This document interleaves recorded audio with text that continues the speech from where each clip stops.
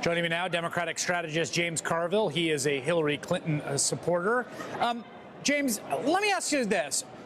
As someone who is a veteran of a lot of elections, a lot of Democratic Party elections, what have you learned by the enduring appeal of Bernie Sanders this late into the primary schedule?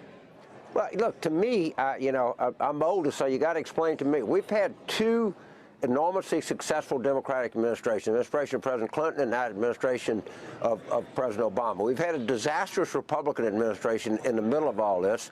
The Republican Party is cracking up right in front of our eyes. So about 47% of the Democratic Party's answer to this is, hey, let's nominate somebody that's not even a Democrat. It utterly makes no sense to me. So somebody have to explain it. I mean, we are... You know, our policies, the Democratic policies, have proven to be, in terms of economic growth, in terms of health care, in terms of foreign policies, are truly ascendant. And why would we abandon these policies right now? I have no idea. But so then it sounds like what I'm hearing from you is that you are surprised by Sanders' performance thus far. Well, I'm more than surprised. I'm vexed as why, after two really successful presidencies, and a really unsuccessful Republican presidency, why would the Democrats nominate someone who's not even a Democrat? I am a little vexed. At some level, to me, it really doesn't make any sense. And from everything that I see from our own polling to other polling, the Republican Party is as likely to fracture as it is to stay together. And we have a chance to accomplish things that we only dreamed of in terms of health care, in terms of financial regulation, in terms of climate, in terms of economic growth, in terms of foreign policy, in terms of defeating ISIS. I think we're on the precipice of really doing great things, and I don't really understand why don't we just go out and do them. Well, part of the argument I think that folks that do back Sanders would make is that they feel that there is a kind of deeper problem, right, structurally, about the sort of corruption of money in politics, the way the system as a whole works, the degree of representation of ordinary wage-earning working-class people, and what benefits they've seen from economic growth. I mean, isn't that a message that the Democratic Party writ large should be hearing?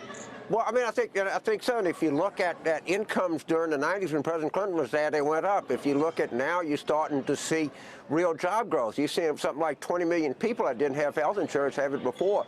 You're seeing Dodd-Frank. Look, are there ways to improve? Of course. Is the argument we want to have, did you take a campaign contribution from somebody who worked for an oil company? It's ridiculous. And I mean, I think that Secretary Clinton has put out very detailed plans on reform, on Wall Street reform, on manufacturing, on ISIS and everything else. I mean, look, nothing is perfect in this world, but if you look at the last two Democratic administrations, boy, I mean, there's been some real sense of accomplishment here.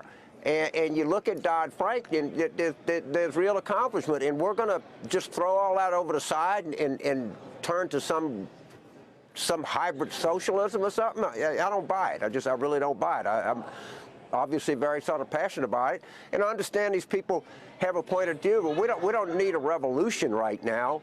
We need to become the ascendant party. We need to get really top people on the Supreme Court, which President Obama has already appointed.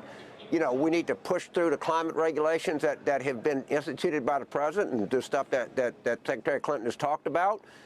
Is Dodd-Frank perfect? No. Can we do more? Of course. But we don't need to overturn everything we've done. Look at the health care plan. We're up, you know, something like 90% of people in this country insured. When we get through it, Medicaid, it'll be 95. Why dismantle that? Doesn't make any sense.